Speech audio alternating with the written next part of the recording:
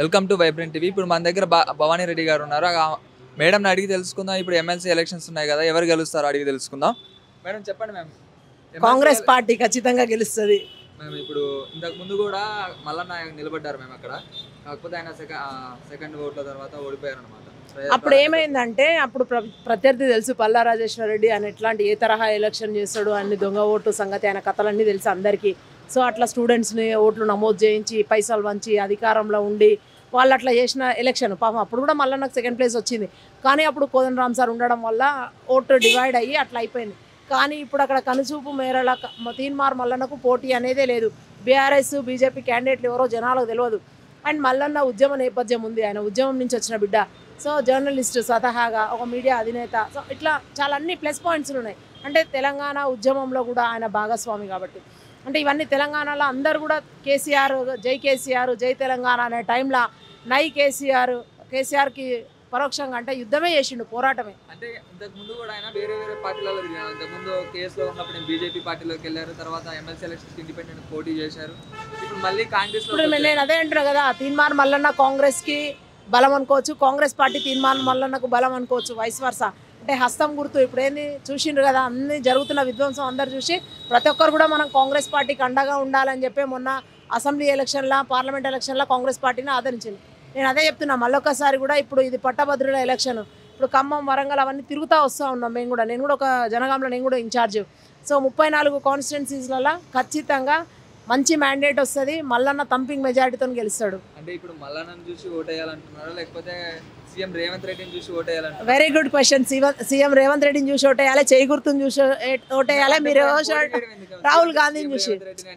నేను అట్లా అంటలేను, మీరు అడిగిన దానికి చెప్తున్నా. అవన్నీ కూడా ప్లస్సే. రేవంత్ రెడ్డి గారు ముఖ్యమంత్రి అవ్వడం ప్లస్సే అంటున్నా, కాంగ్రెస్ పార్టీ మల్లన్నకు ప్లస్సే అంటున్నా, మాకు కూడా ఆయన అభ్యర్థి అవ్వడం ప్లస్సే అంటున్నా. సో నేనేమంటున్నా అంటే కాంగ్రెస్ పార్టీ తెలంగాణ ఇచ్చింది, తెలంగాణను ఒక మోడల్గా తీర్చిదిద్దామని, అప్పుడు ఒక మోడల్ స్టేట్గా చేద్దామని సోనియా గాంధీ గారికి చాలా చక్కటి కళ ఉండే. సో దాన్ని కేసీఆర్ ఏ విధంగా విధ్వంసం చేసిండు, హైజాక్ చేసిండు, ఇవన్నీ తెలుసు అందరికీ. సో అదంతా జరిగిన తర్వాత ఇంత గుణపాఠం అందరికీ. అరే ఇట్లా చేస్తే కేసీఆర్కి సర్ది కడితే దొంగ కట్టినట్టు అయిందని చెప్పి తెలుసుకొని ఇవాళ ఇట్లా అయింది. సో నేను అనేది ఏంటంటే మేము ఆయనకు బలమా అనేది ప్రజలు మా వెంట ఉన్నారు అని చెప్పడం అనమాట.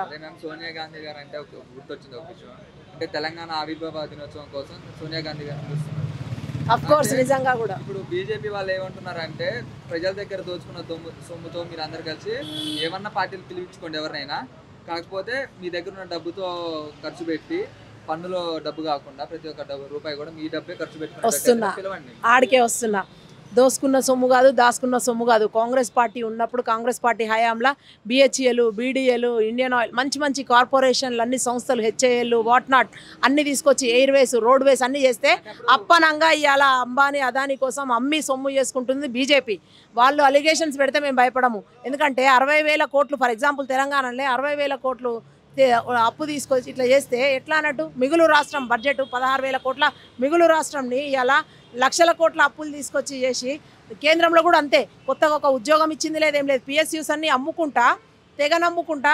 కాంగ్రెస్ ఏం చేసిందంటే ఇంకేం చేయలేము.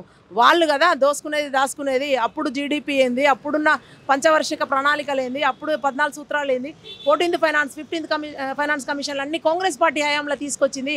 73, 74 రాజ్యాంగ సవరణ చేసింది కాంగ్రెస్ పార్టీ. ఇవన్నీ పెట్టడానికి కూడా అసలు వీళ్ళు వచ్చినాక చేసింది ఏముంది చెప్పుండ్రి? ఆర్టికల్ 370, పటేల్ విగ్రహము, రామ మందిరము, సప్పట్లు, ఇవి కదా వాళ్ళు చేసేది. ఏమన్నా చేసిండ్రా చెప్పుండ్రి? కొత్తగా ఏమన్నా పిల్లలకు ఉద్యోగాలు ఇచ్చిండ్రా? జన్ధన్ ఖాతాలు ఓపెన్ చేసి ధన్ మనీ వేస్తామన్నా రేసిండ్రా? 2 కోట్ల ఉద్యోగాలు ఏవి? ఎక్కడన్నా ఎవరికైనా ఉద్యోగాలు వచ్చినాయా? సో ఇవన్నీ ఉపాధి ఉద్యోగ అవకాశాలు కల్పించకుండా ఎంతసేపు జిఎస్టీ, డిమానిటైజేషను, కాశ్మీరు ఇవి కాదు కదా. సామాన్యుని జీవన ప్రమాణం పెంచాలి, కొనుగోలు శక్తిని పెంచాలి. అది చేయకుండా 3 పూటల భోజనం పెట్టి రోటీ కపడా మకాన్ అడుగుతూ ఉంటే నువ్వు సప్పట్లు, తాళాలు, గంటలు, పల్లెలంటే ఎవరికి కావాలంటున్నాను? Don't play with emotion. అది ఎమోషన్తో వాళ్ళు ఆడుకుంటా ఉన్నారు. రాముడు అనేది ఒక ఎమోషన్. ఎంతసేపు రామ మందిరం వాళ్ళని గెలిపేదు. ఇప్పుడు నిజంగా కూడా వాళ్ళు నిజంగా నిండా మునగబోతా ఉన్నారు. ఈసారి అధికారంలో కాంగ్రెసే వస్తూ ఉంది. తెలంగాణలో 2 సీట్లు వచ్చే అవకాశం 14-15 మినిమం వస్తాయని మొదటి నుంచి చెప్తా ఉన్నాం మేము. వీఆర్ ఆన్ విన్నింగ్ సైడ్ అని చెప్తున్నాం. అదే మేము ఇప్పుడు మిగతా 3 కూడా ఎందుకు వదిలేసినట్టు మీరు? అట్లా అంటే నేను అనేది మరి ఇప్పుడు 17, నేను ఇప్పుడు 14 అంటే మిగతా 3 వదిలేసినట్టు. మరి నేను 17 అంటే ఒక్కటే వదిలేరా పక్కన వాళ్ళకి అంటారు. సో మీతో ఎట్లా? నేను అందుకే నేను వర్డ్ యూజ్ చేసిన, మీరు వినలేదేమో. మినిమం అన్నా, కమ్సే కమ్ అన్నా, జాదాసే జాదా ఎన్నన్నా కావచ్చు, అది 17 అవ్వచ్చు, మినిమం అన్న మ్యాక్సిమం ఎంతైనా కావచ్చు. Done, thank you.